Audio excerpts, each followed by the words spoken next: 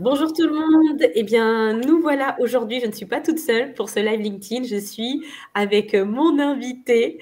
Je vais la laisser se présenter. En tout cas, c'est un privilège pour moi de l'interviewer. Siti, est-ce que tu peux te présenter brièvement, nous dire qui es-tu et que fais-tu? Avec grand plaisir. Merci beaucoup, Sarah. Merci pour l'invitation. Bonjour tout le monde. Bonjour à tous ceux qui t'écoutent régulièrement et bravo, parce que c'est juste royal de pouvoir monter en compétence en écoutant les gens qui peuvent nous emmener un peu plus haut en termes de niveau. Donc, top. Moi, je suis Siti Mchangama. Je suis entrepreneur, maman de 3 enfants. Et puis, je suis sur des compétences de management, de leadership et d'insertion professionnelle. Oh, c'est bien résumé. Waouh, hyper carré, structuré. Bon, Siti annonce tout de suite la couleur parce que j'ai eu le privilège de l'interviewer il y a peut-être un mois et sur le leadership. Et là, je trouve hyper intéressant. Elle va nous expliquer un petit peu comment elle fait pour s'organiser au quotidien, puisque c'est une femme active, comme vous l'avez entendu. Elle a 3 enfants. Elle est impliquée dans pas mal de choses et elle parvient à s'organiser. Donc, bien sûr, on ne vise pas la perfection, mais l'idée, c'est que Siti va nous expliquer comment elle fait au quotidien. Alors, Siti, est-ce que tu as toujours été organisée? Alors, est-ce que j'ai toujours été organisée? Moi, j'ai grandi dans une famille nombreuse. Et du coup, j'ai une maman qui a toujours cherché à nous organiser. Ah oui, Donc, d'accord. le souvenir que j'ai, c'est le souvenir le plus lointain que j'ai, c'est un tableau sur le frigo alors avec la semaine, qui va balayer, qui va débarrasser, qui va aider à préparer à manger. Donc, je crois que j'ai été formée pour être toujours organisée. Waouh, super. Moi, je prends des notes aussi, ça va m'aider. C'est génial. Et Avec vous 7 étiez combien? enfants, 7 enfants? ouais, ouais. Ah ouais, d'accord. Ok. Donc, en fait, ta mère, elle a réparti le rôle, elle répartissait le rôle de chacun dans la famille, c'est ça? Voilà, c'est ça. Donc, Ok. on avait la liste des tâches et puis, du coup, on avait la semaine qui était décomposée en matin, après-midi, soir. Et puis, chacun avait son petit nom avec la petite tâche en face. Et franchement, ça fonctionnait au tonnerre, hein. Bon, t'en avais qui te payaient pour faire leurs tâches. Ça, c'est mon Ah grand ouais, frère. Je te donne 10 francs et tu fais ma vaisselle. ah Mais oui, par contre, tu vois, du coup, le ouais, non. business, ça commençait tôt, tu vois. Ah oui, d'accord. Ah oui, il y a déjà la notion entrepreneuriat dans la famille. Ok, très bien. Bah, tu vois, c'est vrai que ça aide donc la famille, enfin l'entourage et les parents. Donc il y avait déjà cet ancrage à la maison, l'organisation. Et après, est-ce que tu peux nous dire, toi, on va tout de suite arriver dans le vif du sujet, puisque les personnes dans ma communauté, bon, c'est plutôt sont salariés essentiellement, plutôt avec des postes à responsabilité. Donc toi, tu es maman en entreprise. Donc, comment tu fais justement pour t'organiser dans ta vie personnelle déjà, si tu peux nous expliquer, si tu veux bien nous partager des choses. Alors, c'est vrai que moi, j'ai organisé en fait ma vie professionnelle en fonction de ma vie personnelle. C'est-à-dire que je me suis rendu compte à un moment que du coup, je ne pouvais pas faire la carrière. En fait, je pouvais faire la carrière que je voulais, mais il fallait que j'adapte mon rythme à ma vie personnelle. Donc, du coup, j'ai beaucoup Mmh. travaillé sur des thématiques comme la gestion du temps. Ça, j'utilise des outils vraiment pour pouvoir être efficace. Sur le leadership, vraiment, l'idée, c'est vraiment d'aller chercher à être le plus efficace possible, quels que soient les sujets. Et en fin de compte, j'ai un peu fait le tri dans ma vie personnelle pour passer du temps de qualité avec des personnes de qualité. Donc, Mmh. en fin de compte, je me suis retrouvée effectivement à avoir moins de gens dans mon entourage proche, mais avoir vraiment des personnes qui m'apportent significativement des choses positives. Donc, je me retrouve peut-être à avoir une vie personnelle on a l'impression qu'elle est beaucoup plus calme et beaucoup plus linéaire, mais pas du tout. Franchement, c'est vraiment les montagnes russes. Mais par contre, je vais chercher à passer du temps de qualité et à aller chercher à me développer, à développer les gens qui sont dans mon écosystème. Et on peut les compter sur les doigts de la main, en comptant Mmh. dedans mon mari et mes 3 enfants. C'est vrai que moi, Waouh! j'ai une carrière de 15 ans dans le management et le conseil en insertion socio-professionnelle. Et je suis passée, en fait, d'un niveau cadre, je suis redescendue à un niveau en tant que conseillère. Je travaille au Pôle emploi à la mission locale parce que j'étais enceinte, parce que j'attendais mon premier enfant, parce que j'ai eu mon premier enfant. Au moment où j'ai eu mon deuxième enfant, du coup, j'avais envie de reprendre ces postes de manager. Donc, du coup, j'ai repris un poste de manager. Donc, je suis remontée à un niveau de cadre. Et ensuite, je suis montée à un niveau de cadre de haut niveau. Ensuite, j'avais eu mon troisième enfant et sans problème, en fait, je réajuste ma carrière en fonction de ce qui se passe dans ma vie personnelle, avec beaucoup d'humilité et avec beaucoup de recherche à développer en fait les compétences dont j'ai besoin pour pouvoir faire pleinement mon travail. Mais ma spécialité à moi, c'est vraiment le management. J'ai étudié le management, j'adore être manager, mais j'ai été amenée à faire d'autres boulots parce qu'en fin de compte, c'était plus en adéquation avec le rythme et l'énergie que je pouvais donner pendant ces périodes-là. Donc, du coup, ma vie de maman, ma vie de femme, en fait, elle est vraiment orientée en fonction de mes valeurs et de ce qui est important pour moi. Donc, la première chose qui est importante pour moi, c'est la famille. Tu as pu le noter dernièrement, hein, où j'avais la semaine dernière une problématique familiale et j'ai stoppé toutes mes activités pour pouvoir gérer ça. Bien sûr, j'ai mon équipe qui travaillait en off pour pouvoir maintain, comme ils disent les Américains. Mais du coup, effectivement, je n'hésite pas à dire non quand ce n'est pas possible parce que ça a un impact significatif sur ma vie personnelle. Et je pense que c'est ce qui fait en fait que j'arrive à être sereine en fait et à pouvoir avancer sur différents sujets. Donc aujourd'hui, j'ai une activité associative, une grosse activité associative. J'ai une activité du coup en tant qu'entrepreneur. L'année dernière, j'étais entrepreneur et salarié en même temps et pour des gros comptes, pas pour des petites boîtes. Mais en fin de compte, je m'organise en fonction et j'accepte les missions en fonction de mes possibilités. Et ces possibilités-là, elles sont alignées à ma vie personnelle. Et ma vie personnelle, dans mes valeurs, en fait, la famille, c'est important. Être du coup résilient, c'est des valeurs qui pour moi sont importantes. Être responsable. Donc aujourd'hui, si je dis oui pour une mission, c'est que je vais aller au bout en fait. C'est que je vraiment, même si ça va être compliqué, même si ça va être une réorganisation, je vais aller au bout de cette mission. Donc je peux pas dire oui à toutes les missions parce que si ça a un impact du coup sur mon état d'esprit, ça a automatiquement un impact sur ma vie privée parce que pour être une femme, une maman qui puisse donner le plus d'amour possible, bah, il faut se sentir bien dans ses baskets. Donc, tu as tous ces éléments-là qui font qu'on démarre par une réflexion sur soi-même. Moi, j'aime bien la matrice où on regarde qu'est-ce qui est important et urgent et puis on peut choisir en fin de compte sur quoi on a envie d'orienter nos actions. Et puis, j'aime bien aussi la to-do list où je fais ma petite to-do list. Et puis, quand j'ai fait ma petite to-do list de l'année, je regarde en fin de compte qu'est-ce qui est aligné avec mes valeurs, quel est l'impact et vraiment qu'est-ce que j'ai envie de faire cette année, qu'est-ce que j'ai envie de partager, qu'est-ce que j'ai envie d'apporter à l'écosystème. L'année dernière, c'était plutôt ma carrière en fait que je voulais développer dans un sens qui soit un peu différent. J'ai beaucoup travaillé dans le privé. Et j'avais envie de travailler dans le public. Donc, c'était mon objectif de l'année dernière et l'année d'avant. Cette année, mon objectif, c'est plutôt me remettre sur les développements de la femme orientée vers l'autonomisation de la femme africaine. Donc, toutes mes actions vont tourner autour de ça. Mais ça va être mes actions en tant qu'entrepreneur, mes actions en tant que bénévole dans différentes actions qui sont effectuées par d'autres personnes, ou alors mes actions en tant que personne dans des associations, parce que je suis dans plusieurs associations. Et l'idée, c'est quoi? C'est de se dire quand on ne peut pas faire, quand on n'a pas les moyens de faire, il ne faut pas se lancer. Ça, c'est vraiment le piège. Je le dis aujourd'hui parce que je l'ai appris à mes dépens. On a envie de tout faire, on a envie de tout faire bien, on ne peut pas en fait. Déjà, on ne peut pas, et en plus, il y a 24 heures dans une journée, donc c'est compliqué. Et puis, on veut faire plaisir à tout le monde et en fin de compte, on fait plaisir à personne. Donc, moi, j'organise en fait mon année et quand j'ai organisé mon année, j'organise mes semaines. Comment est-ce que je vais travailler chaque semaine?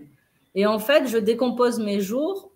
Par exemple, j'ai le samedi où je fais vraiment la matinée, que des actions qui sont entre guillemets bénévoles et qui sont toujours orientées vers du coup ce que j'ai calé pour cette année-là. J'ai du coup cette année choisi le lundi, le mardi et le mercredi pour la formation. Donc, alors que l'année dernière, c'était pas du tout le cas. Mais cette année, c'est l'année de la formation pour moi. Donc, j'ai 2 objectifs précis cette année. C'est de valider un Master 2 en management des organisations parce qu'il faut que je me mette à jour sur les nouveautés, sur la thématique sur laquelle je suis déjà en expertise. Et je fais aussi une formation qui est une formation de conférencier de haut niveau. Donc, aujourd'hui, on se rend compte qu'un coach, un formateur, c'est pas un conférencier. C'est en tout cas à la base. Faire des grosses conférences, faire des conférences impactantes, ça s'apprend. Et là, je suis sur ce volet-là cette année-là, 2024. Et donc, du coup, j'ai réorganisé mon emploi du temps en fonction de ça. J'ai organisé les emplois du temps de mes enfants pour qu'ils puissent être à l'école et sur des activités qui développent aussi leur potentiel à eux, des activités qu'ils aiment faire. Et du coup, nous, on a un rendez-vous tous les samedis après-midi et dimanche, toute la journée ensemble pour vraiment passer des temps de famille 100% plein. Du coup, si on me propose un rendez-vous samedi après-midi, ben pour moi, c'est non, en fait, parce que dans mon organisation, ça ne fonctionne pas. Le lundi, mardi, mercredi, je suis que sur de la formation, sauf si j'ai un rendez-vous avec des personnes comme toi, par exemple, Sarah, qui ont une activité tous les lundis et du coup qui est fixe et qui ne bouge pas. Là, je m'adapte. Mais mon fonctionnement général, c'est de travailler que sur mes formations pendant 3 jours par semaine sur toute l'année 2024, en tout cas au moins jusqu'au mois de juillet. Et puis le gros bébé de cette année, c'est le TEDx. Le TEDx Avenue des Lumières, mais l'idée, c'est d'avoir un gros bébé comme ça tous les ans, différent, ou alors peut-être le même, on verra. Mais l'idée, c'est vraiment de travailler sur un événement dans l'année qui est aussi orienté vers mes objectifs personnels, mes objectifs SMART et l'impact que j'ai envie de donner. Donc, tout tourne autour de ça. Donc, ce qui est très important déjà, c'est de se caler, se poser et de se poser des bonnes questions. La connaissance de soi. Qui suis-je? Où est-ce que j'en ai? Qu'est-ce que j'ai envie de faire pour plus tard? Et qu'est-ce que j'ai envie de faire aujourd'hui? Si on n'est pas dans l'humilité, on ne va pas, par exemple, aller vers la formation continue. Moi, aujourd'hui, je n'ai pas de mal à dire que je me forme, je me reforme, je me re-reforme, parce que je trouve que c'est une force, en fait, d'aller chercher à devenir encore plus expert du domaine sur lequel on est déjà en expertise. Et donc, du coup, l'année prochaine, j'aurai d'autres orientations. Donc, j'ai un planning sur 5 ans. Wow.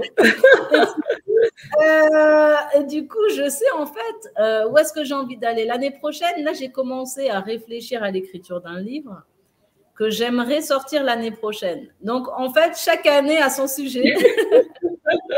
Cette année, c'est l'année de la formation. Et comme je me forme, je vais en profiter, Sarah, du coup, pour faire des bootcamps et des masterclass. Parce que pendant que j'apprends, le learning by doing, le fait de pratiquer ce que je suis en train d'intégrer va faire que j'intégrerai mieux. Donc, du coup, en fin de compte, ben, mon business à moi, il va se tourner et au lieu de faire ce que je faisais l'année dernière, cette année, je vais faire des bootcamps et je vais faire des masterclass et je vais faire de l'accompagnement spécifiquement sur le management des organisations parce que, en fait, c'est ce que je suis en train de réétudier. Waouh! En fait, il y aura tellement… Là, je regarde le temps, je me dis, bon, il y aura tellement de choses à analyser, mais on va aller à l'essentiel. C'est vraiment riche. Merci pour la richesse de tes propos parce que c'est… pour les personnes qui ont le privilège d'écouter et puis moi qui suis présente, c'est vraiment un temps de qualité qu'on passe ensemble. Donc, merci Siti. Et tu sais, moi, ce que j'aime, c'est aussi aller à l'origine. À l'origine de tout ça, qu'est-ce qui fait que tu es comme tu es aujourd'hui? Et aussi, tu vois, j'allais te demander, qu'est-ce qui fait que tu parviens à adapter ta vie professionnelle en fonction de ta vie personnelle? Et en fait, c'est tes valeurs. Tu as un ancrage très fort par rapport à tes valeurs. Et j'ai envie de te dire, Siti, il y a peu de personnes qui sont comme toi aujourd'hui, qui ont vraiment un ancrage très fort par rapport à leurs valeurs et qui ne font pas de concessions avec leurs valeurs. Qu'est-ce qui fait que toi, tu arrives aujourd'hui à être aligné avec tes valeurs? Qu'est-ce qui t'aide? Qu'est-ce qui t'a aidé à être comme ça? Alors, déjà, moi, j'utilise beaucoup le mentorat.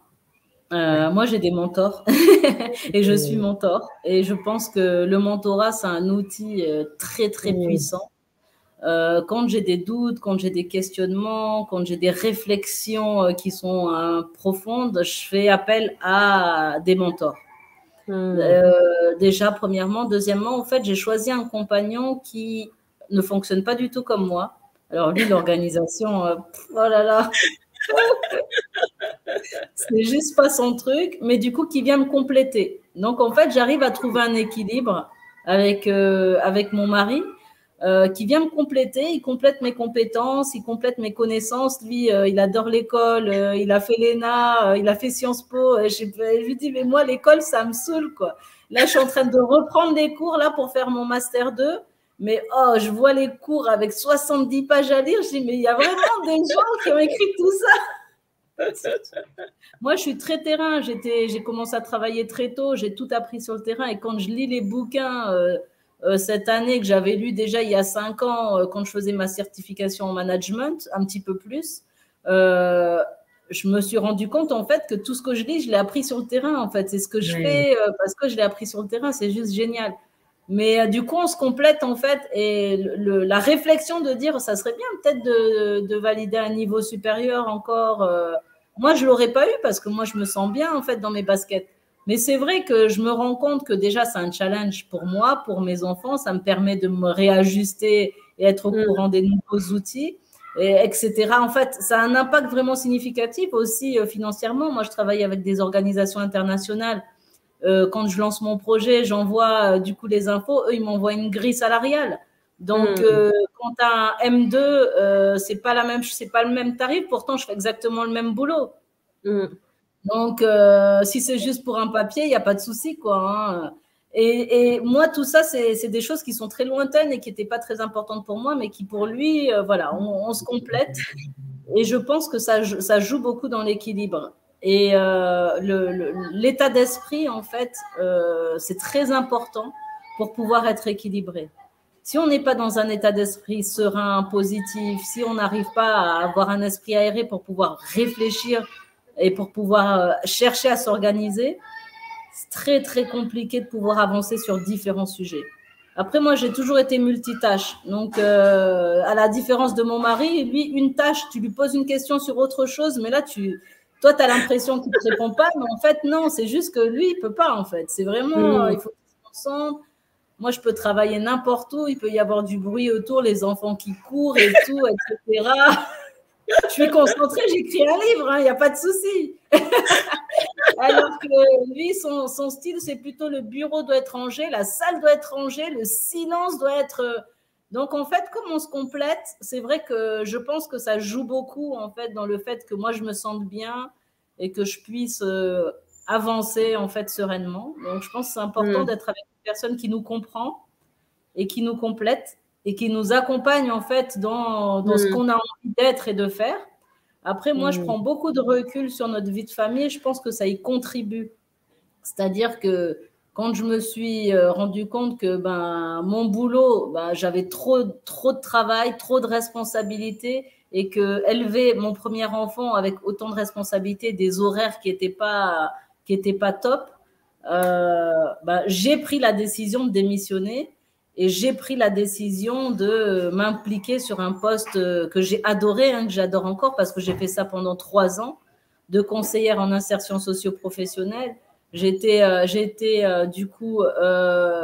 formée en interne par le Pôle emploi et par la mission locale. C'était pas du tout mon sujet. Mais c'est parce que justement, j'avais envie d'être en adéquation aussi avec cette vie de famille. Et du coup, il faut prendre du recul aussi sur ce qu'on fait ensemble et pas que sur ce qu'on a envie de faire soi-même. Et je pense que c'est pour ça que la formule magique, elle fonctionne. Waouh! C'est hyper puissant ce que tu dis. Parce que lorsque tu parles quand tu parles comme ça, on a l'impression que c'est simple, mais dans les faits, tu vois, je vois en regardant dans les personnes dans le monde, etc., tu avais un poste prestigieux, entre guillemets, aux yeux des personnes lambda, c'est-à-dire avoir un poste de manager. Et là, tu repars dans un poste d'un poste conseiller d'insertion professionnelle. Moi, j'ai envie de te dire comment tu as fait par rapport à l'entourage, la perception que les personnes pouvaient avoir de toi, pas forcément un entourage proche, mais tu as certainement eu des remarques. Alors, tes Comment tu as remarques, j'en ai eu aussi quand j'ai démissionné de mon poste de manager pour Air France, j'en ai eu pour venir m'installer en Afrique, et j'en ai eu l'année dernière quand j'ai démissionné de mon poste de directrice de la plateforme des bénéficiaires du RSA en Alsace pour pouvoir venir m'installer encore aux Comores. Donc, en fait, le regard des autres, on aura toujours des gens qui ne vont pas comprendre parce que pour moi, à partir du moment où je sens que les décisions nous permettent d'aller de l'avant, le calcul est vite fait. C'est vrai que ce n'est pas quelque chose qui était important pour moi. Ça n'a jamais été important, mais j'étais élevée comme ça. C'est-à-dire que ma mère, par exemple, elle vivait avec mon père aux îles Comores. Elle a décidé de prendre ses enfants et d'aller s'installer en France. Et elle nous a élevés pratiquement toutes seules. Mais mon petit frère et ma petite sœur sont nés en France, mais elle était mariée avec mon père. Mon père travaillait aux Comores et donc était à distance. Et si elle n'a pas cherché à savoir qu'est-ce que pensent les autres, etc.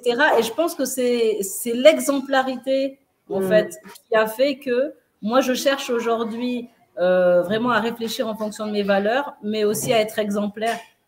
Je pense que vraiment, c'est un cycle, en fait. Je redonne un petit peu ce que j'ai reçu. Waouh! Non, c'est comme quoi, hein, l'influence familiale, les enfants, les parents par rapport aux enfants, ça, voilà, il y a des avantages, des inconvénients, mais ça marque beaucoup.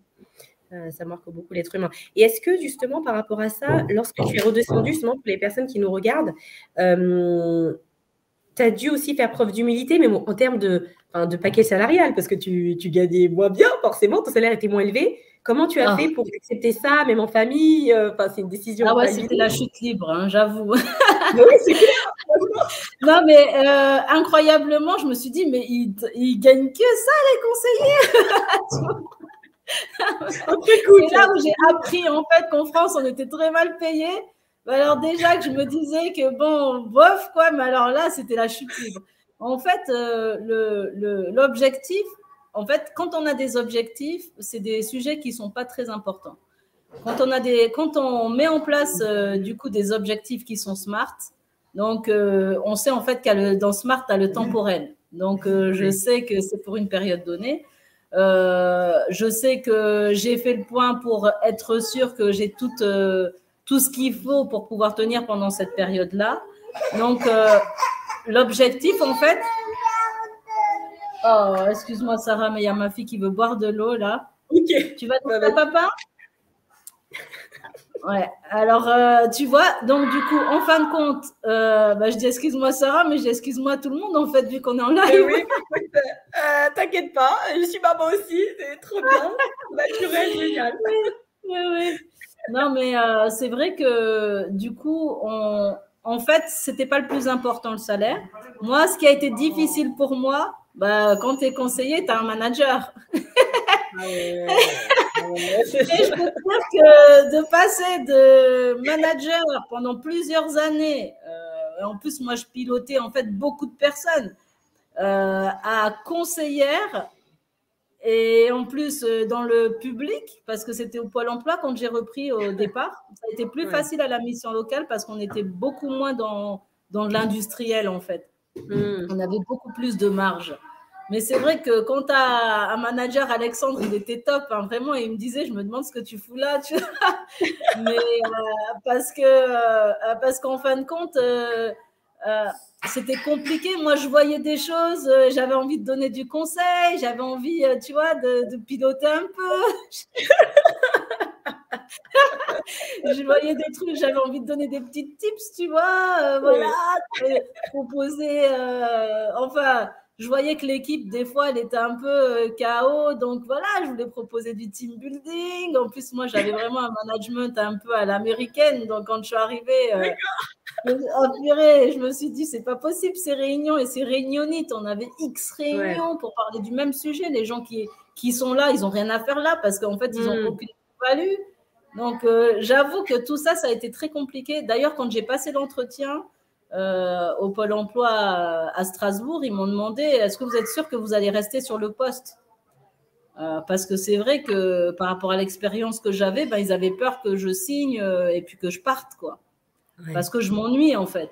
Mais pas du tout. Moi, j'ai appris des choses incroyables. Je suis trop contente d'avoir fait ça, hein, franchement. Mais puis, franchement, j'ai une autre relation avec les gens parce que travailler pour des demandeurs d'emploi, c'est travailler pour des personnes qui sont dans une période de leur vie difficile. Ouais. Donc, ça m'a permis vraiment de développer un peu plus mon empathie, développer un petit peu plus ma capacité à communiquer parce que tu avais un public qui est vraiment différent. Donc, du coup, il faut s'adapter. Et développer, en plus, moi, je travaillais en plus aussi sur un volet où on s'occupait de tout ce qui était les trop perçus. Alors, c'est des gens qui ont reçu trop d'argent et qu'on du coup, il faut leur dire que déjà, tu n'as rien. On t'en a donné trop, tu n'as pas grand-chose, tu les as utilisés. Oui, je sais, c'était il y a 3 mois, mais par contre, maintenant, il faut les rendre. Ok. Alors, je peux te dire qu'on était 3 sur ce sujet pour le Pôle emploi pour toute l'Alsace. Et je peux te dire que c'était sport, hein, mais ils nous avaient bien choisi. Hein. Alors, vous n'allez pas que faire du conseil et de l'inscription, vous allez aussi avoir une mission sympa. Mais j'ai envie de dire, c'est aussi aux personnes, s'il y a un trop perçu, de ne pas dépenser tout l'argent, quoi. Parce que parfois, les gens se disent, mais ils ne vont pas s'en rendre compte. Et en fin de compte, ils s'en rendent toujours compte, tu vois.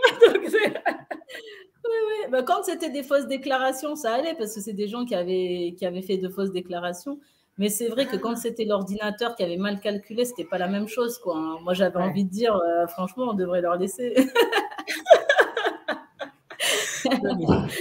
Non, mais tout ça pour dire que, en fait, j'ai choisi des missions aussi qui me parlaient beaucoup et qui répondaient aussi qui étaient alignées à mes valeurs et qui répondaient aussi à ce que j'avais envie de faire dans la vie et ce que j'avais envie d'apporter à ce moment-là et les moyens que j'avais. Quand je parle de moyens, je ne parle pas forcément de finances, je parle de temps, en fait. Je parle de possibilité de se déplacer. Quand tu es manager, tu te déplaces beaucoup, surtout quand tu as des équipes qui sont dans des endroits différents. Là, tu es posé, tu sais que tu commences à 8h30, tu t'installes, tu as tes petits RTT, tu finis à 16h, tu vas tes petites affaires. Personne ne va t'appeler pour te poser une question entre 16h et demain à 8h30. Et puis voilà, tu as tes petits tickets resto, ça va 1 an ou 2, ça, mais moi, ça me correspond pas. Moi, je peux comprendre qu'il y ait des gens qui se sentent bien dans ça, hein. Mais tu as ta petite vie avec le petit CE, tu peux partir en vacances. Mais tu l'as fait. En fait, ce que je trouve admirable, c'est que tu l'as fait et en fait, tu t'es éclaté. En fait, tu as trouvé comme du plaisir dans ça. C'est ça qui est juste. Tu en parles comme si c'était normal. Moi, si tu veux, moi, j'avais failli faire faillite l'année dernière. J'avais pris un job. Moi, j'étais responsable RH avant, mais là, j'avais repris un job de recruteur parce que je faisais les deux, le coaching et tout. Je ne pouvais pas faire. Et je me suis éclatée, c'est vrai, mais je ne te cache pas que peut-être le premier mois, j'avais les boules, quoi. Je me disais, purée, c'est le job que j'occupais quand j'étais en alternance, en master en alternance, que j'occupe là. Et en fait, si tu veux, j'étais devenue orgueilleuse. Je m'étais rendu compte avec le succès. Et là, cette expérience, ça m'a appris à travailler l'humilité. Et après, je me suis éclatée. Et quand tu parles de ça, on dirait que c'est normal, mais pour l'avoir vécu il n'y a pas longtemps, c'est hyper compliqué. Donc, comment toi, tu fais pour rester humble en toutes circonstances quand même? Comment tu fais pour, Je pense que l'humilité, elle se nourrit par l'humilité. C'est-à-dire qu'on va rencontrer des gens qui sont humbles et on peut être humble et en fait, on va avoir la générosité et l'humilité qui vont venir se compléter. Il y a des moments où l'humilité, c'est pas s'effacer. C'est pas. Moi, je suis contente et je suis fière de mon parcours. Je suis contente et très fière de ce que j'ai fait. Je suis très heureuse de pouvoir dire j'étais responsable projet pour un concours national en France qui est juste incroyable pour une énorme compagnie aérienne. Mais c'est juste top. Mais je reste humble. Ça veut dire en fait savoir prendre du recul, savoir présenter les choses pour les partager avec les gens, mais sans forcément le partager pour se la péter en fait. Donc, en fin de compte, on va chercher à être généreux dans l'humilité. Donc, dans la générosité, moi, c'est partager Partager ses connaissances, c'est être généreux. Partager ses compétences, c'est être généreux. Partager de son temps, quand on en a la possibilité, c'est être généreux. Et je pars vraiment sur ça. Et ça, en fait, toutes ces actions-là vont venir nourrir mon humilité. Ouais, très juste. Eh bien, écoute, Siti, ça fait 30 minutes. On a terminé. En fait, on termine sur l'humilité. Waouh, c'est génial. Merci à toi. Est-ce que tu as un mot pour conclure? Je ne sais pas, un mantra que tu utilises qui te permet de rester fidèle à tes valeurs ou... Ouais, alors pour conclure, du coup, j'ai envie de dire, moi j'aime bien Gandhi quand il dit, il a en fait une citation que j'aime beaucoup. Je vais vous faire essayer de la retrouver, ça va être le challenge et de le mettre en commentaire. Et la citation de Gandhi qui va avec tout ce qu'on s'est dit aujourd'hui. Est-ce que c'est sur le changement? Ah, t'es trop forte, toi. Moi, je ne voulais pas te spoiler, je sais que je me trompe. Voir dans la vie, ouais. Ouais, c'est vrai. Ouais. Bah, tu le mettras quand même en commentaire. Ouais, l'idée, c'est quoi? C'est vraiment dans les actions, en fait, participer au changement qu'on a envie de voir. Et le changement, c'est pas que l'extérieur, c'est pas que avec l'extérieur, c'est aussi nous-mêmes. Et donc, du coup, allez nourrir, en fait, allez vous nourrir de vos valeurs pour pouvoir aller chercher à vous développer, mais aussi à développer l'écosystème qui est autour de vous. Et ce qui est très important, c'est de se dire on ne peut pas faire du bien si on ne se sent pas bien. Ça, c'est pas possible. Donc, prenez soin de vous. Prenez soin de vous. Moi, l'année dernière, j'ai beaucoup travaillé. J'ai pris soin de mes enfants. J'avais 2 activités salariales et entrepreneuriales. Et en fait, j'ai trop tiré. Et cette année, en fait, c'est cool. C'est formation, c'est repos, c'est partager via des actions associatives. Et ça va être du business qu'en fonction de tout ça. Donc, je me pose sur tout ça pour créer mon business cette année.